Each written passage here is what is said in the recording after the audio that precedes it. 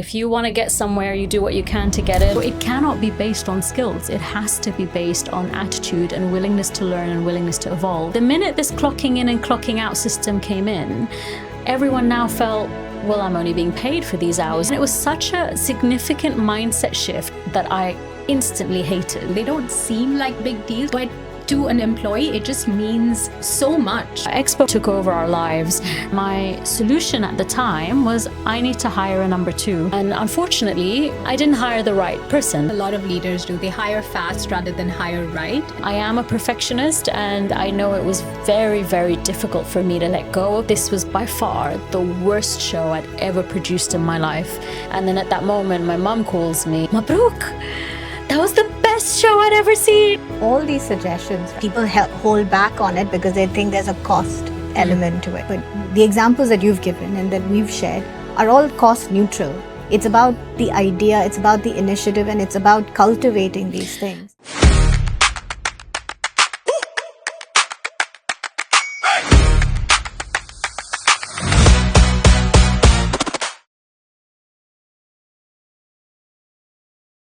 Welcome back to the HR Sisters podcast, episode 3 of season 3. And in this season, we're exploring what it really takes to build businesses and teams that stand the test of time here in the UAE.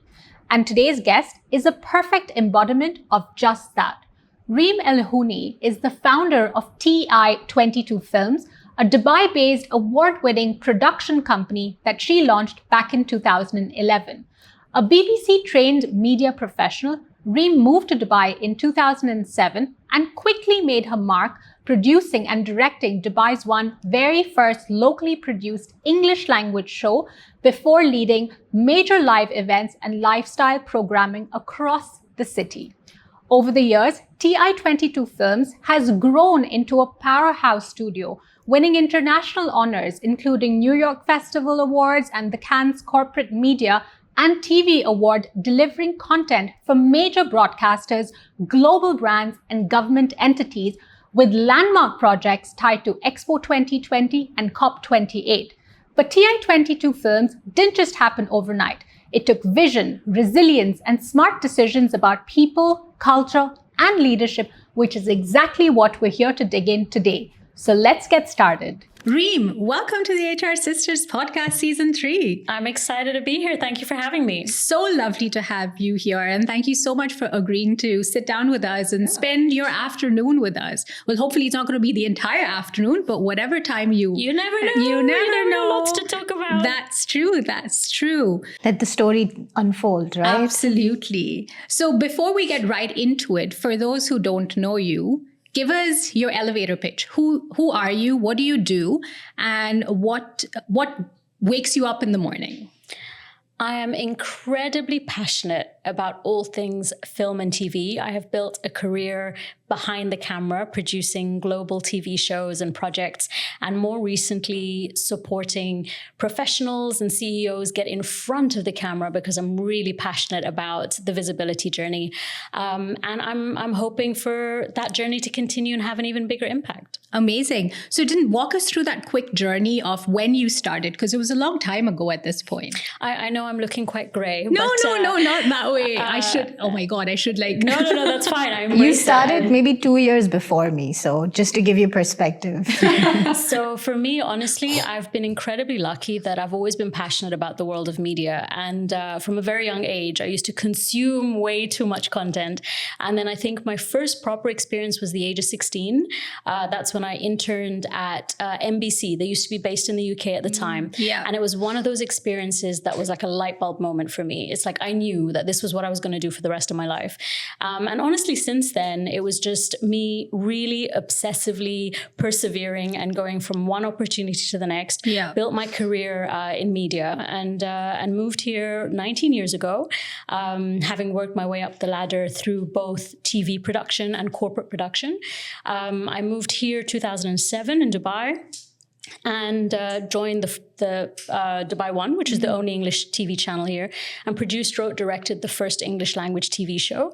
And off the back of that, produced more shows, more events, until I launched my own company 15 years ago, TI22 Films. And through that, we've continued to produce TV shows and more content. So that's the compressed journey. And what I'm really passionate about is the last 2 years, I've spent a lot of time focused on media training and building a community called Mission Visible to support people get out of their comfort zones and start embracing being on camera and in front of the microphone, because I really believe the world we live in today rewards those that understand how to amplify their credibility, because not everybody who's out there getting the attention is necessarily the most credible voices. Yes.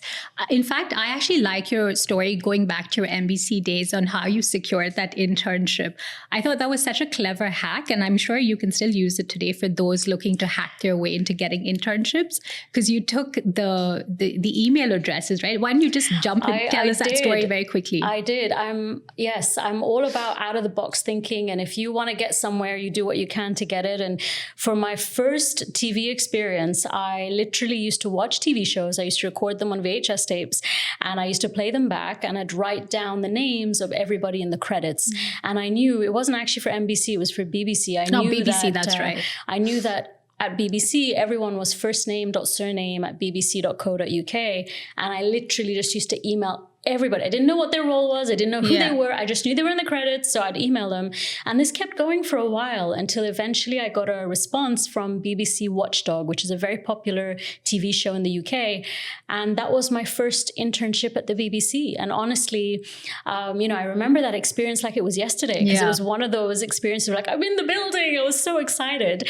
But it really taught me that the more you push yourself out of your comfort zone and try something different to grab attention, that's when you start to see results. So a lot of the opportunities in my life have come from that level of perseverance. Yeah. And even after that ended, you were unwilling to accept that your internship had come to an end, right? You decided to knock on doors BBC to say, I love you've done your research, but yes, I did. You're in the building, you just start knocking. I did, because I remember it being my very last day at the BBC, and I'm holding on to this pass. And like the last thing I want to do is give the pass back. And I literally went from like one department to the next and, hi, I'm an intern. It's my last day. Is there anything I can do to help you? And, one department after the next was like, who is this person? No.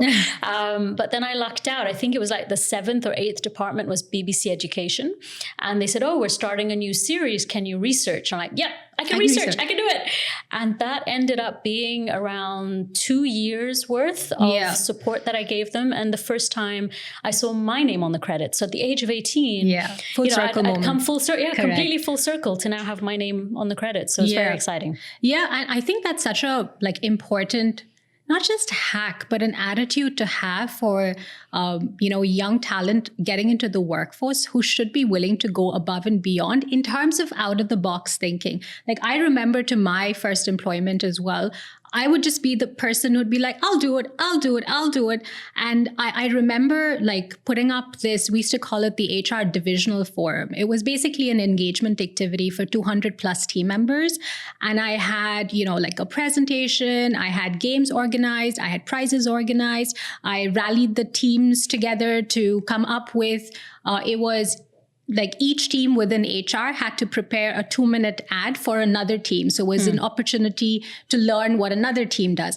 Anyway, so I did all of this and we put on this big production. And then the next year they hired like a senior person to do that full time. And only then I realized, I was like, this was beyond what my job description was. But I have learned so much from that I use it in my business today. But I think so many of the opportunities that come are when you step out of the norm and when you step out of what's on the job description, when you step away from what's expected.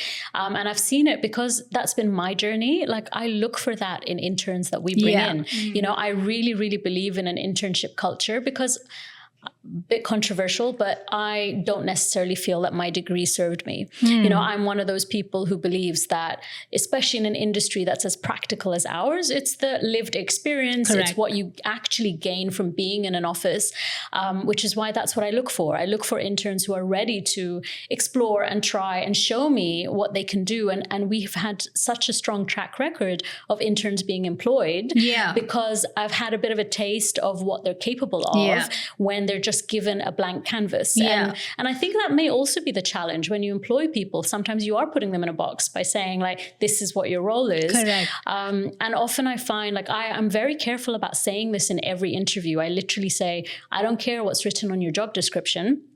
It may say X title, but the way we operate as a team is that everyone does everything. I need to see you get involved in this area and that area. And if we're moving office, we're all packing boxes. And I think when people start to understand the malleability in that and that they can show input in other sectors, that's when you start to see, you know, the real talent or aptitude. Yeah, that's been a theme in our podcast as well. Like right from our first episode to even our second one, they both said like what they look for in talent is not skills, is more than that, is the attitude. It's the ability to be flexible and take on things and be just open-minded in terms of like what they would put their hand up for. I think this is very important as well in the businesses in the UAE, with the SME community being the largest employment sector. When you have talent that is of this capability and this nature, that's a good fit, because then this sector will really grow because there is a talent business fit. So, you know, the right person in the right role in the right business.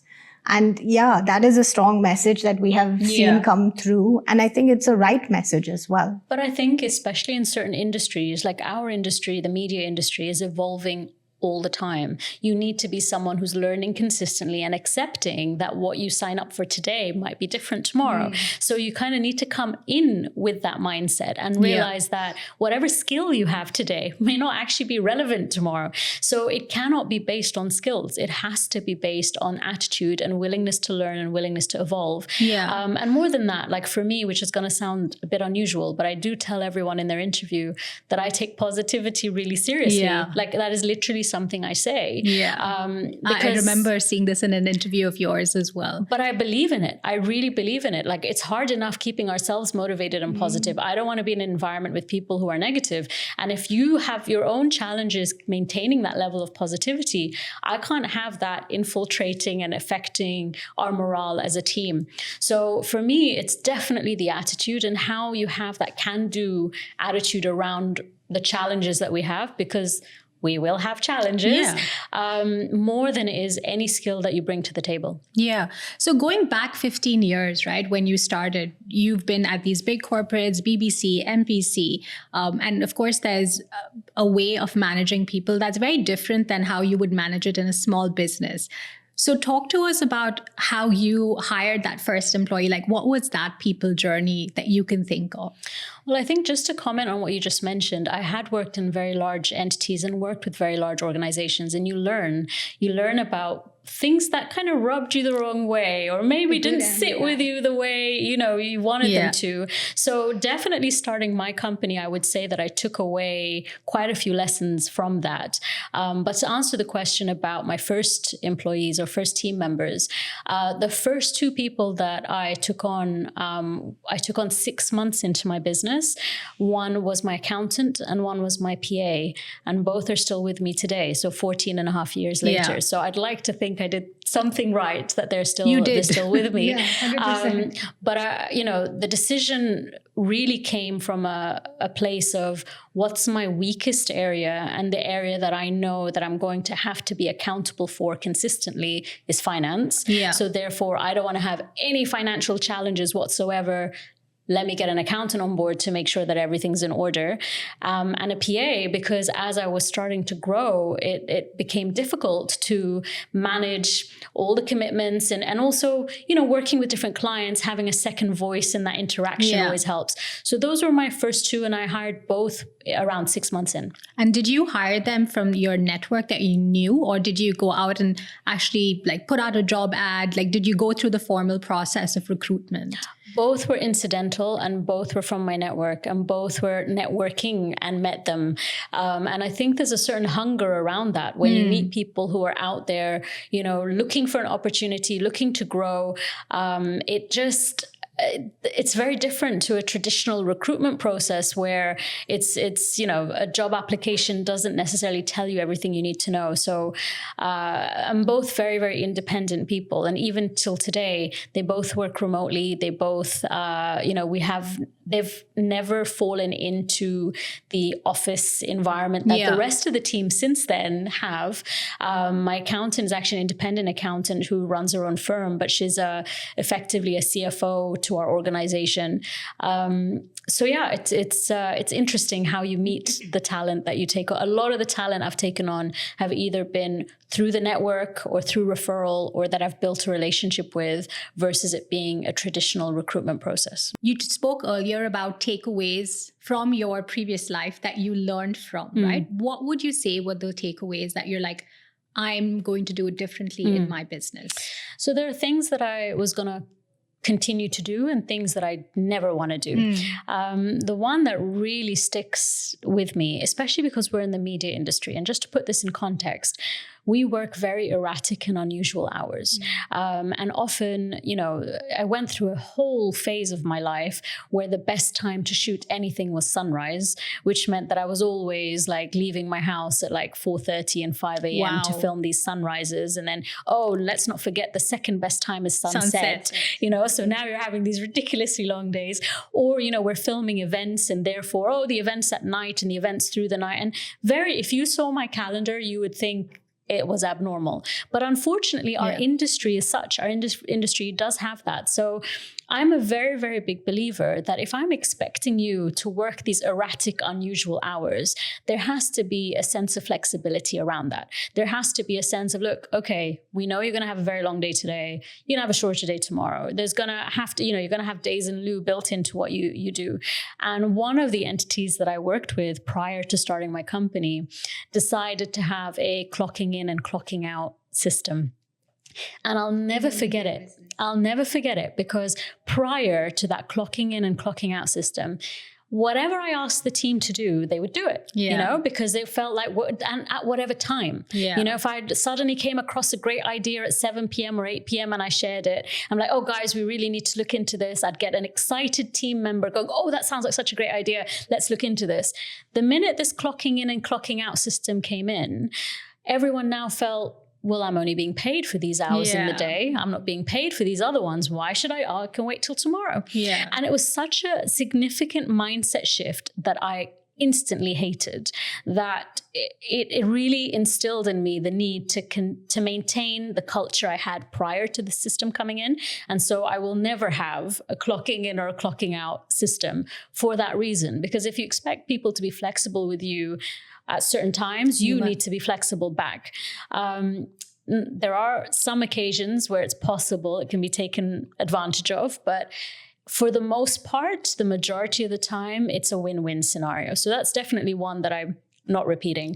But the ones that I am repeating, I worked in an organization in the UK, which they were so good at involving the team in many of the decisions that were being made, that I really do my best to see how can I involve the team. Things like they taught me how to have weekly wash-ups, which is what we do as a company now. And a weekly wash-up is where we sit down as a team every Friday and look at what went well and what could have gone better across the whole board. And I think those touch points make a very big difference, even if I've had a really busy week, if I'm able to make it to the wash up, then I've still had some kind of interaction. I've got my finger on the pulse in terms of what's happened that week. So I think it hasn't all been negative. There's definitely been strong takeaways as well. But yeah, the experiences you have definitely pave the way for how you build your company. Yeah. I remember, again, in one of my previous companies, right, they introduced clean desk policy, which is everyone has to have a clean desk. And if anyone knows me, I'm super organized and super particular about arranging things. And I think there must have been one day that I was rushing out the door or something, and it wasn't.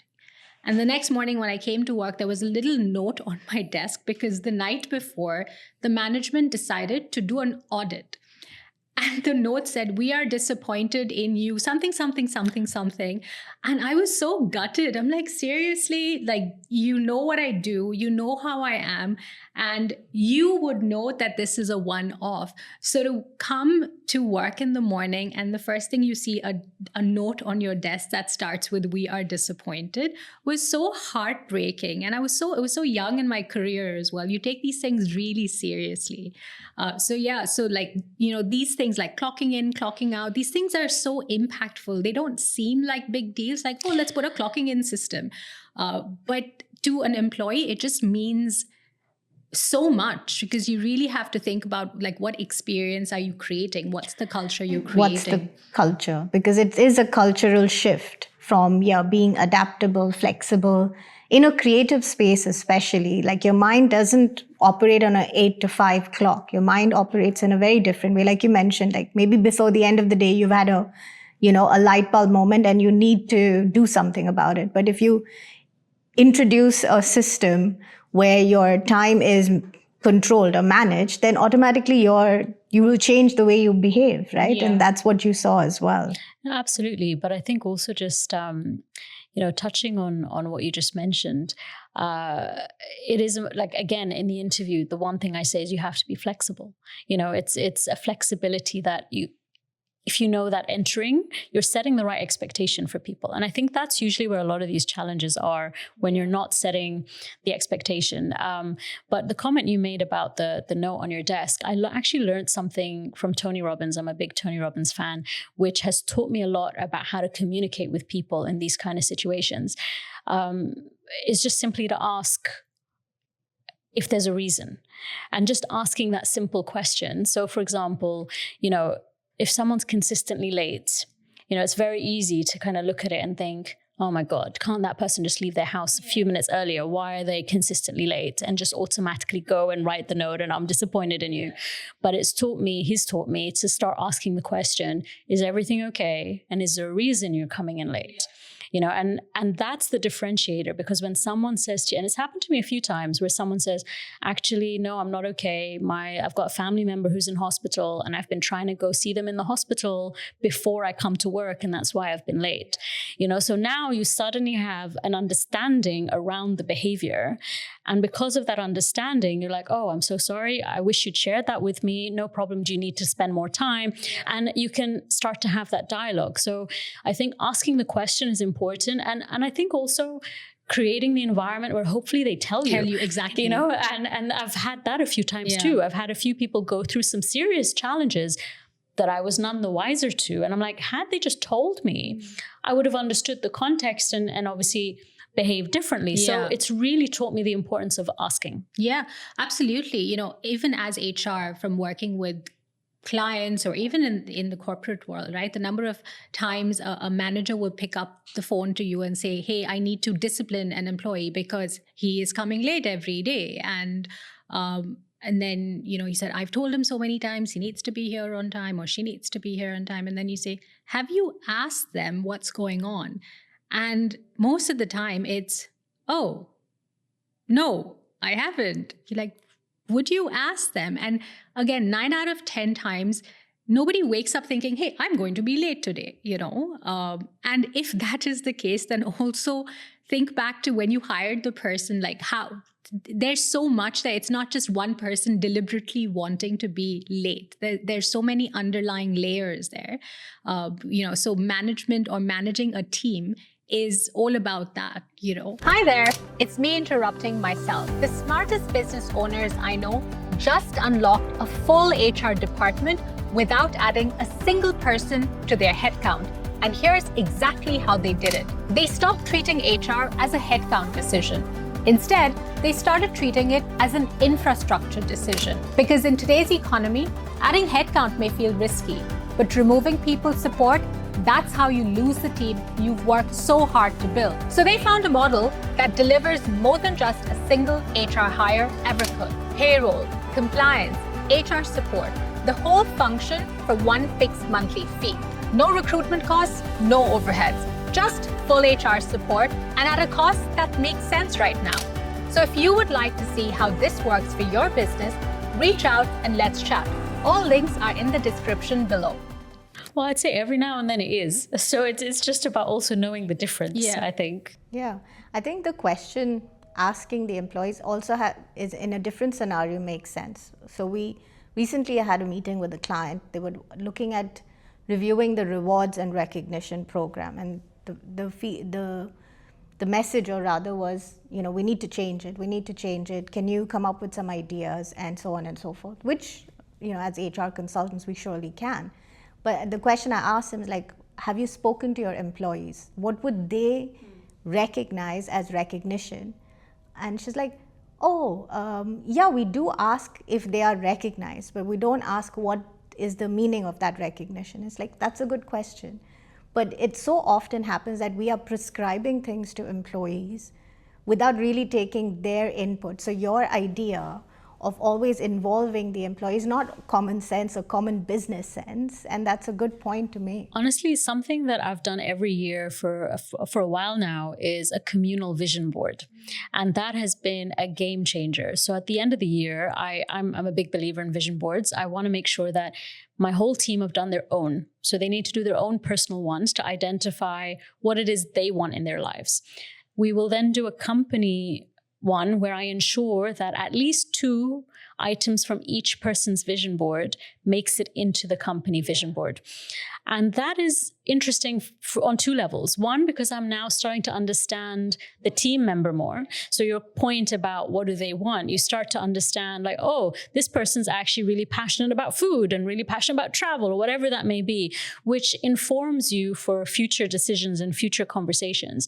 But second, you now get them fully aligned and bought into the company vision. So, they are more excited about delivering certain projects or being on a team. So it is, I've seen that involving them has never gone negatively for me. It's always been, how to ensure that they've understood the situation you're in. And if anything, are able to support you as you move to the next step. But I remember, Reem, you shared a very beautiful story about something of your vision board, I think, coming true, which was booking something in the Coca-Cola arena, if I'm not mistaken. I've got so many of these stories now, but yes, the Coca-Cola arena one in particular is interesting.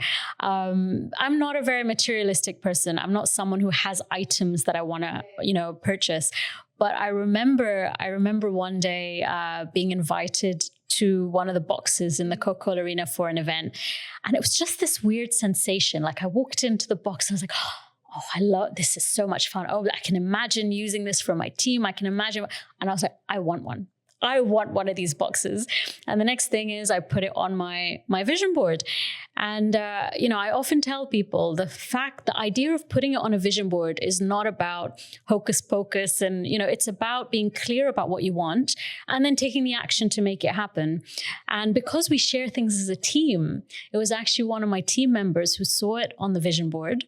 And we happened to be filming at the Coca-Cola arena months later.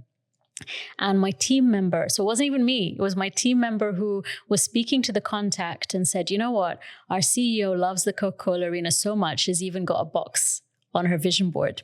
And at that moment, the general manager walked by and the contact said, do you know that the CEO has a box? And then he said, well, let's have a conversation.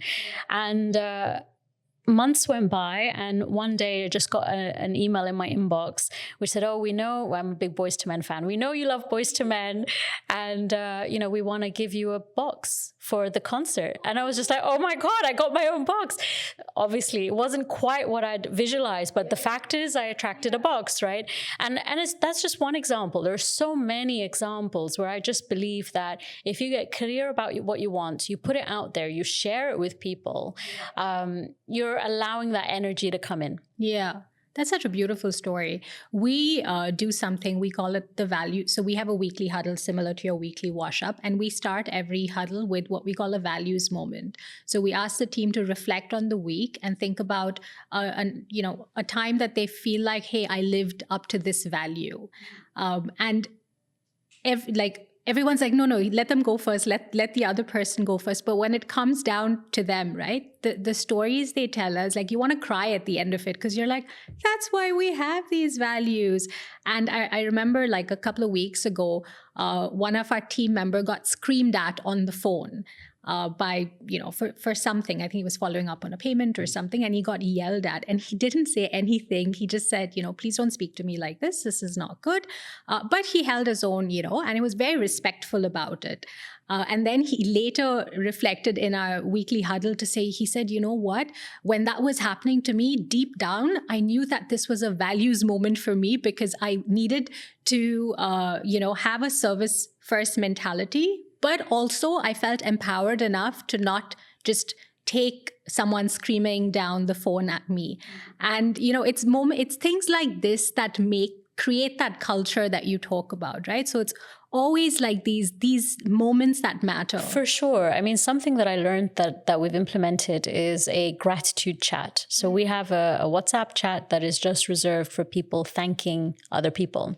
And I use it the most at the moment, but it's interesting when you see the kind of things people are thanking others for. Like, we went through a phase where, I remember one team member would thank another for bringing them lunch, or remembering them when they went to the supermarket, or whatever it may be. It's sometimes really small gestures, but it's building in that attitude of gratitude. It's building in that feeling of, this is out of the ordinary. This is something I appreciate, and I need to get out and actually share that appreciation. And that, I think, makes a huge difference. Gratitude in general always makes a difference. Absolutely.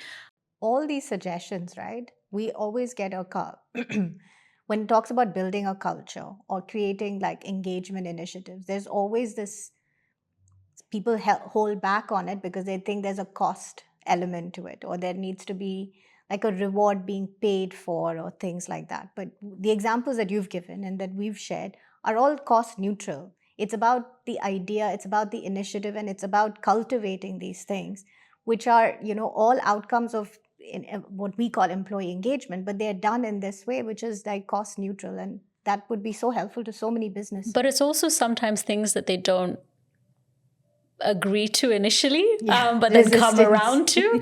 Like, one of the things that I'm a massive believer in, and everyone still looks incredibly grumpy when this starts, is I believe in dance. So I believe that, again, another Tony Robbins thing, but the fastest way to change your psychology is to change your physiology. Yes. And because I believe that so much, and it all stemmed from me coming back from a Tony Robbins event where we danced, the whole time. I remember walking into the office and I'm like, we're going to be dancing every day. Yeah. And so we currently dance almost every day.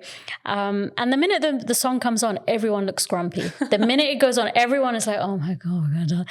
But within seconds, you see everybody smiling, laughing, getting into it. And to me, it's like these small things, again, doesn't cost anything to do this, right? It's a small, like 2 to 3 minutes of our day that has completely shifted the energy in the room, shifted everyone's, how they feel about where they're at that point. We tend to do it late afternoon. So it's that, little pickup. Yeah. And I think if you just find a way of embedding more of these moments, it does make a shift overall. Yeah. And I think it also comes down to you valuing your people, your team. They're the wind beneath your wings. How many team members do you have now that come into the office or even work remotely, Reem? In total, we're at 20. Having said that, because of the nature of what we do, we tend to scale up when we take on larger projects. So, we did the daily TV show at Expo, for example, and we were a team of 60. So when these larger projects come in, we have a support team that's freelance that come on board on a contract basis to help us execute. And then they obviously don't stay on beyond that. Most HR platforms were built for systems. Circly was built for people. Hiring, HRIS, payroll, and compliance finally in one place. One source of truth for your entire team. AI native ATS that screens faster and surfaces the right candidates. And payroll that runs without any manual reconciliation. No more spreadsheets, no more stitching systems together. Just your team running the way it should. Book your demo at circly.com. I remember when I started, right? I said I started 2 years after you. It was like 2013 or so. And I wanted to be a freelancer, a freelance HR consultant. But there was no local understanding of what freelance in the HR consulting space was all about. And I had to call myself the independent HR consultant, etc. But all my experiences or what I built on was based on the media industry, because in the ad space, in the media industry, freelancing was already quite common. And I picked a lot of the learnings from them because I had a few friends who were freelancing in the media. So that was the only reference I had. So it is a very common practice of scaling up to projects, having a core team. But what's interesting is how do you build the scale up and the scale down without really touching the morale? That would be interesting to learn about. Honestly, I'm incredibly fortunate that I have maintained really strong relationships with people who, I started working with in this country 19 years ago.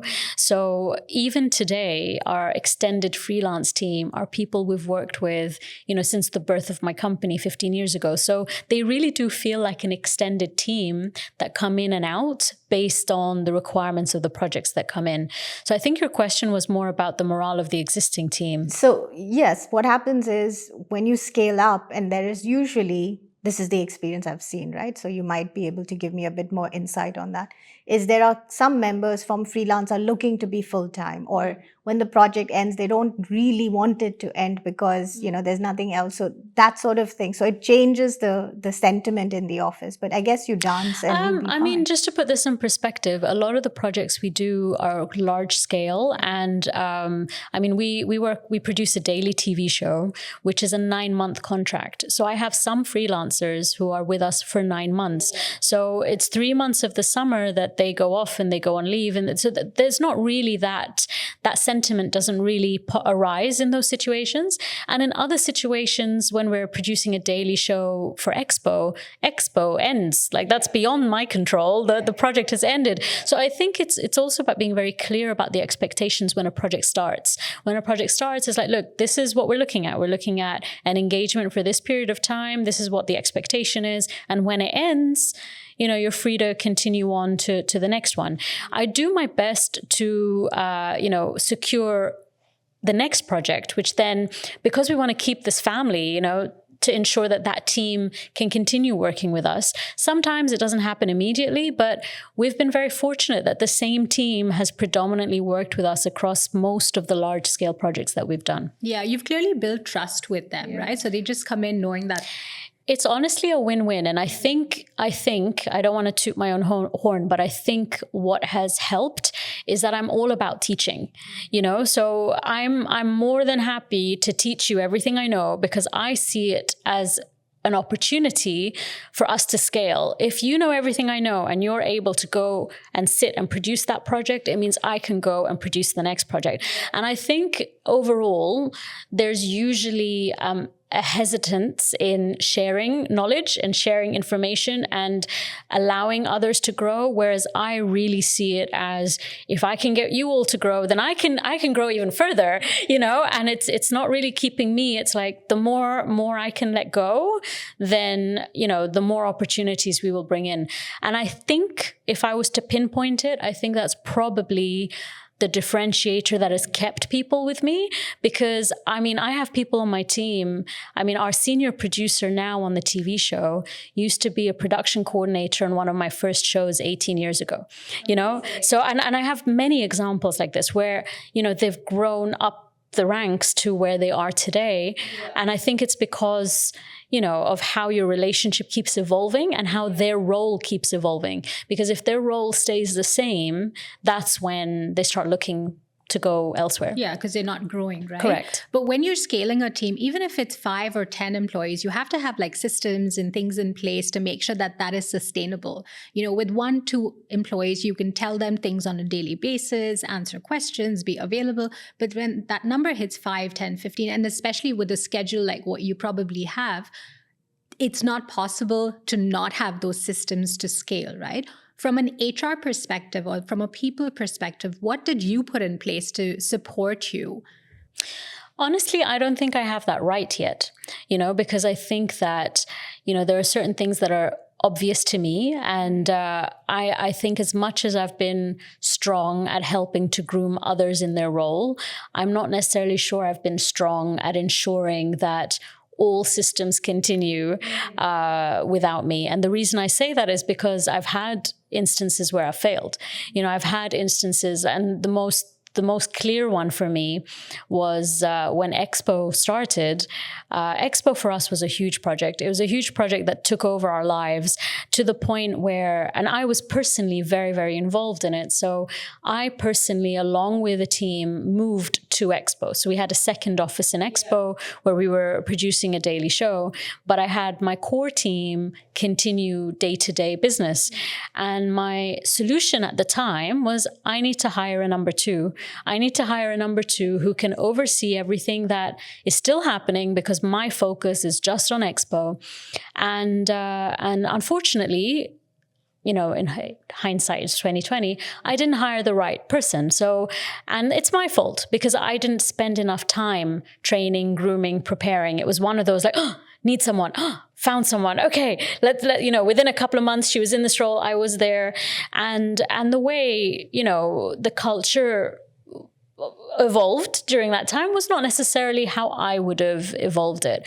So to answer your question about processes, I think the team that you have to be aligned with your vision and your processes to execute. And so again, it comes back to people. So, you know, as much as you want to be systems driven, if you don't have people who follow the process, then it doesn't matter. Doesn't matter what system you have in place. Yeah, absolutely. I think it was a case of like, what a lot of people do as well, right? A lot of leaders do. They hire fast rather than hire right. And then, like you said, hindsight is 2020. And then they're like, oh, I should have done this differently, or I could have done this differently. A lot of times, you know, they would hire without a job description. And a job description can sound restrictive, but it's clarity. Clarity in terms of what you're looking for, and clarity for the other person who's coming in, to make sure that you're coming in to do X. You may be also required to do Y and Z as part of being part of this organization, but predominantly this is what it is, right? And I think people appreciate that clarity as well. Yeah, for sure. What do you think you could have done differently now looking back in terms of, you know, you said you haven't quite got it right? What would you have, I'm trying to frame this in a way that basically, you know, what could you have put in place that you would think back to say, no, I got that right? I think you hit the nail on the head when you said hire fast. I did hire, in that particular instance, I did hire fast because my need was so high. And I think, you know, what's interesting is I have a friend of mine who runs a large organization. And he said to me recently that he's always recruiting. So he's always meeting people. So it's about consistently having the door open to, you know, meet talent. And when you find the right one, then it's like, okay, I've got the person. I think that I only started looking because I had an urgent need, as opposed to it being a consistent search for who the right candidate would be. And interestingly, in other parts of the business that succeeded. So in other parts of the business, I think we have at least 3, maybe 4 team members at the moment who I hired without having a job. Like I didn't have a role for them. You know, but when I met them, I really liked them. And there was something about them that I'm like, this is someone who needs to be on my team. No idea what they're going to do yet, but I know they need to be on my team. And then we've kind of crafted a role, and then it's evolved, and they've been great decisions. But I did that at a junior level. I haven't done that at a senior level, which is what I feel is needed. That I think that's what a lot of SMEs would do, right? Like sometimes they would just hire because you're great talent and then try to fit them into the organization. Doesn't always work out. And it doesn't always not either, because it depends on the size of the organization, the level, the where you are in your business cycle as well. Like if you are up and coming, you're scaling, you're growing, not everything is rigidly defined. There can be a lot of that is rigidly like sorted out, and then you go after it. But you always need to leave room for these areas that you don't know. Oftentimes you meet the talent that gives you an idea of where you think this person will be. Or sometimes it's like you go after the role.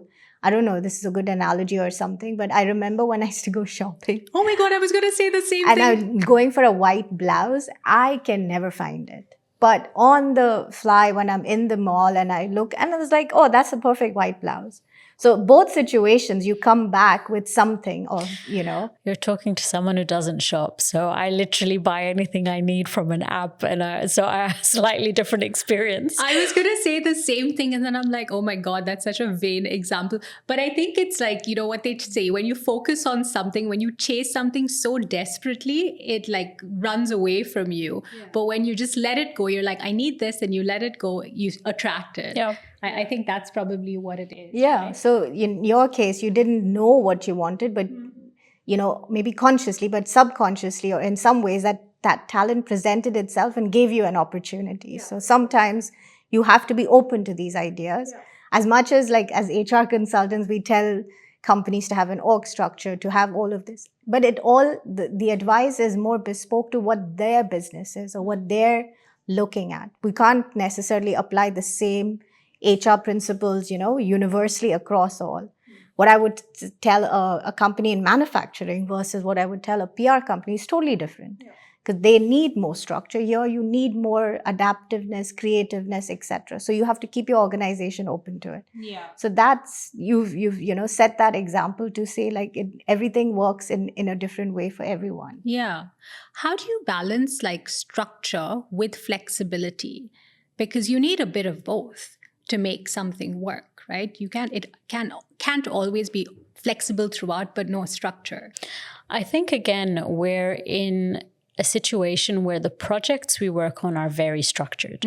So I think it's understanding that when you're on, you follow this structure, but in between, you can have the level of flexibility. So, you know, to give you an example, when you're working on a TV show that is incredibly structured, everything has to happen on time, you cannot be late, you know, the smallest typo can be blown out of proportion. It's a very different world of attention to detail and rigor. And I expect that level during those hours or when we're working on the show.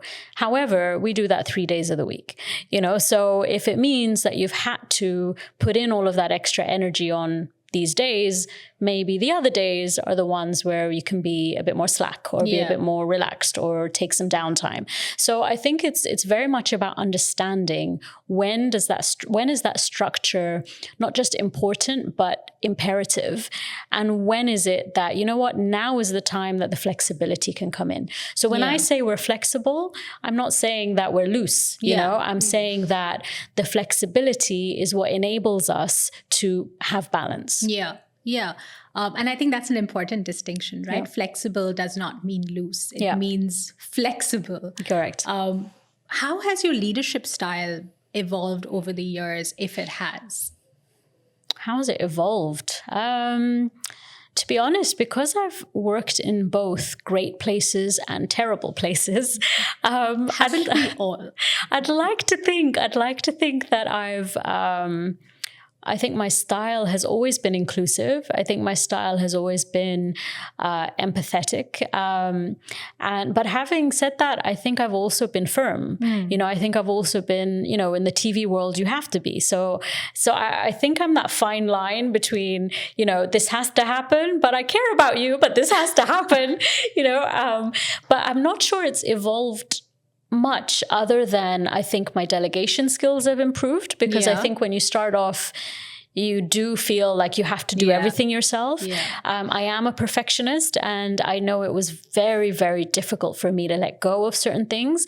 But I think the more you learn and the more you realize that I have to let go in order for me to grow in other areas. So I think that's probably the key one, actually. I mentioned earlier training others. A big part of me training others is so that I can let go of different things, which once upon a time I may have wanted to do it all myself. So I think it's more my understanding of business that has grown. Right. And because of my understanding of business and principles and how to scale, that has impacted my leadership style because I want to grow. And I realized that in order for that to happen, this needs to change.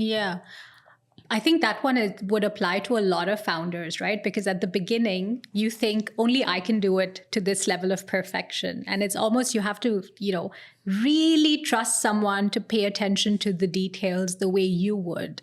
And people don't naturally do that.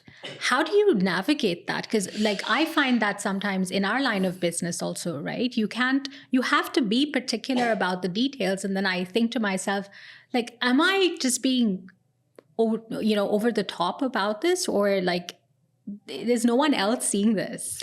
I think it's learning to pick your battles, because again, I use the TV show as an example, but I will not accept an error on the TV show at all, whether it's a typo, a dash, or whatever, as small as it may be. I'm no, this is now going out to the general public. It's someone's name. It's something that could actually, have a much bigger repercussion than you would imagine. So in that space, my attention to detail is very high, and I do expect everyone to have that attention to detail. However, because it's so high in that area, if their phrasing is different, on an email to someone else, or if, something else doesn't quite look the way I'd want, I let that go. Right. So it's kind of choosing your battles and saying okay, in this area, rigor needs to be really high. In these other areas, I need to let go and come to terms with the fact that if I want things to happen, then the fastest way for them to happen is for other people to do them. And if I'm going to check everything, then I haven't solved that problem. I think that's helping me a lot mentally at the moment, is looking at what I'm calling my ROT, my return on time.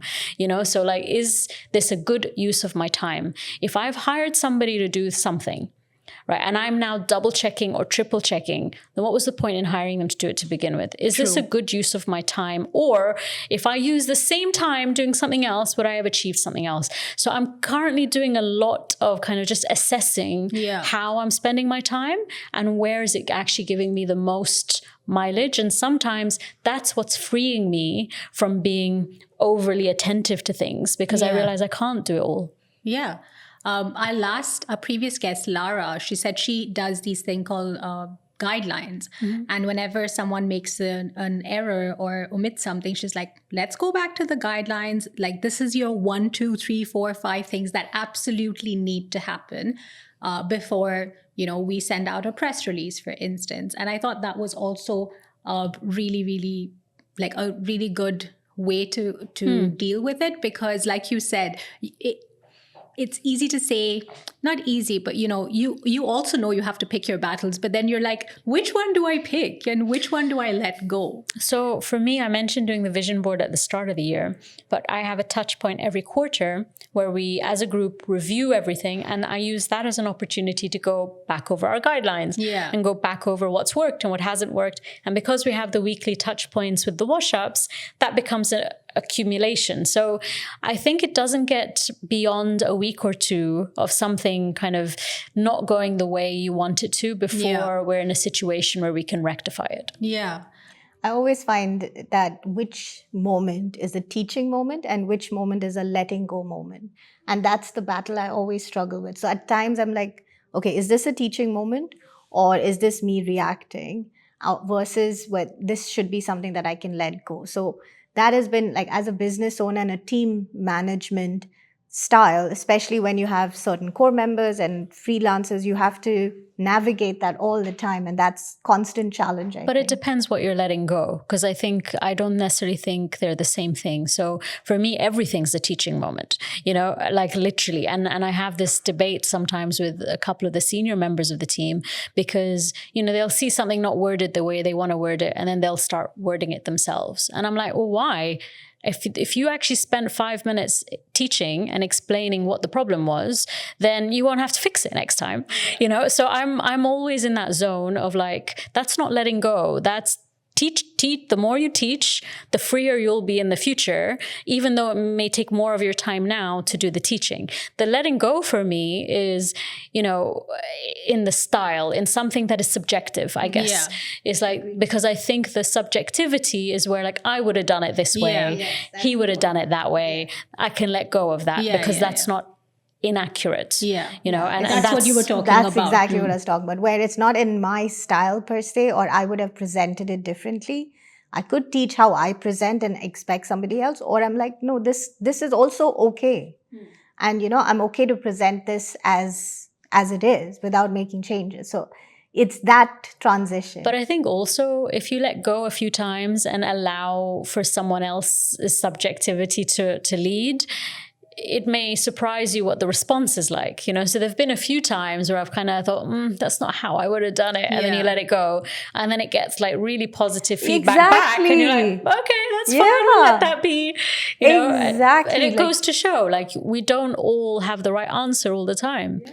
That also reminds me of a story you shared, Reem, where you did the Burj Khalifa opening and you thought you did a terrible job. And then your mom called you and she said, Mabruk, great job. And you're like, we all don't have the same perspective. I mean, that for me, I tell that story often, like in my keynotes, because it's such a clear memory for me of how I truly felt everything I did as part of that live broadcast go wrong. And it really did. Like, if I can go into detail, but literally everything I planned went wrong.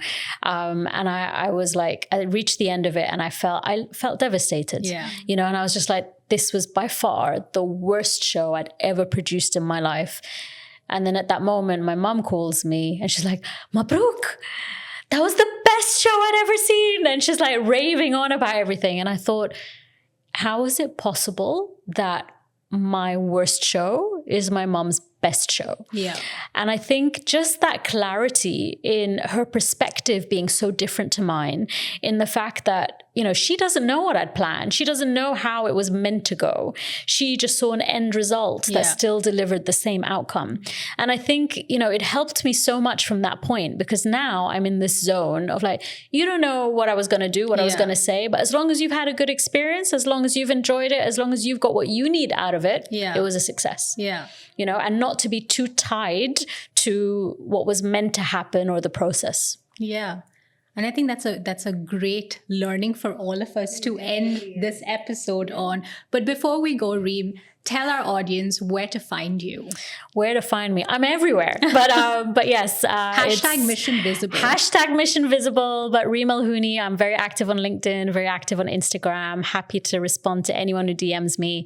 And hope to see more stories out there and more people grow their visibility. Awesome. Thank you so much, Reem. It was a pleasure having you on the show. Thank you both so much. I really enjoyed it. If you stayed with us till the end, thank you. It really means a lot. But before you go, a small ask. Turns out that 86% of you watch but haven't subscribed yet. Subscribing helps us keep these conversations going and bring you more insights like this. So please hit that subscribe button.